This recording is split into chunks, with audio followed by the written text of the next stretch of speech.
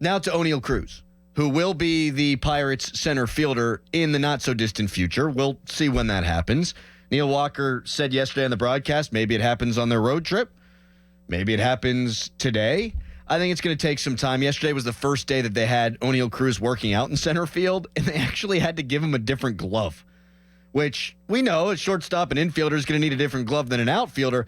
I would have thought that they would have one for him already, right? It looked like he ran out there, and then they had to run him out one.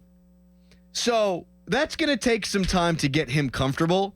Tarek Brock, who is in charge of getting these fielders ready, said that he looks fluid out there, that he doesn't look like he's thinking too much out there, that day one, early returns, pretty good. They mentioned that on the broadcast yesterday. That's great.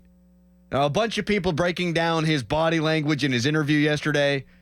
Look, maybe he is annoyed. Maybe he's not. If he is, I think, and this is not a word I used yesterday, he might be embarrassed a little bit. Mm-hmm. It's the middle of the season. You've been a shortstop your whole life. You've been the best player on your baseball team probably your entire life. And now, for everyone to see publicly the last 30 or so games, you're going to go out there and for the world to watch play a different position? Yeah, that's tough. You're probably not going to take that totally in stride. But he's laughing in the dugout. It hasn't affected him at the plate, where he went 4 for 4 yesterday. That's exactly what I was going to say. Right? I mean, if you really want to get a barometer on his mentality, I mean, he could have easily just went up there and just swung at dirt.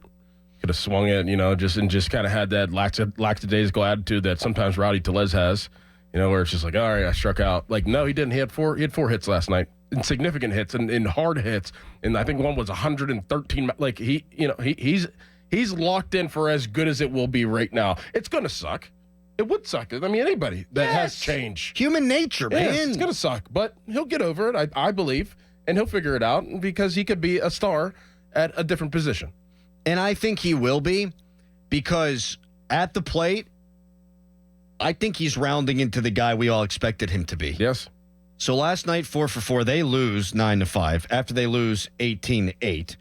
And we could sit here and rake this franchise over the coals for being on pace to probably have a worse record than they did last year.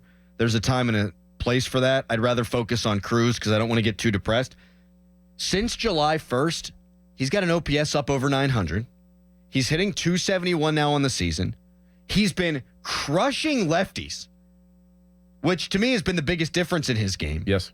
He has a higher OPS now on the season than Brian Reynolds. His OPS plus is 121. Reynolds is 122. Total bases, Oneil Cruz has 233. Brian Reynolds has 211. He's quietly become their best hitter. Mm-hmm. And if he, going forward, is going to be this 900-plus OPS guy and hit lefties as well as he had the last 2+ months, he is that superstar now. Yeah. And I think when we give the obituary on this season, a lot of people might look and say Oneil Cruz failed because they had to move him off a shortstop. Even if he plays well in center field, you're going to have people who say, well, he didn't play well enough at his position. This is a successful season, I think, for Oneil Cruz, even though you move him, because he played 9 games last year, and now he's turned himself into probably the best hitter on the team. You really can't ask for more than that at the plate. It would have been a probably not a fair expectation for anybody to say, come in, be a 50 home run guy or something like that in really what amounts to be his first full season in Major League Baseball. He's been very good at the plate. Very good. I totally agree. And that could have went away because of so many of the errors and the things that happened, but he stayed consistent. Like, baseball is it's a two sport game. And the complete ones are the good ones. The Sotos, the judges at times. I mean, you look around. I mean, the Alec Boehms, guys of that nature, the Brian Reynolds. Can you play both? And I do believe, I really do.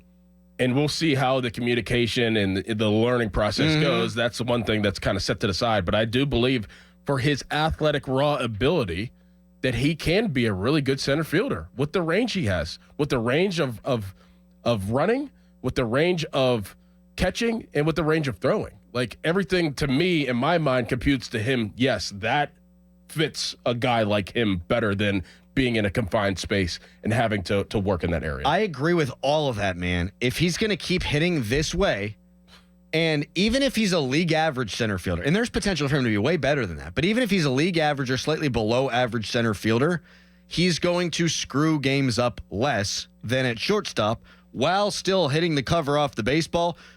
You now have a better overall baseball player and a better baseball team. Right. So I can't even say it's a failure that you move him off a shortstop. I mean, it fits a massive hole. They were going to have to go out and spend money on center field. You've got a shortstop now in IKF. I think it's the best thing for this baseball team. I agree. And you can't minimize how well he's hit lefties of late too. Lefty relievers, lefty starters. He was terrible against them for a large stretch of this year. Now he's killing them. Still strikes out a lot. He's really turning into the complete package at the plate.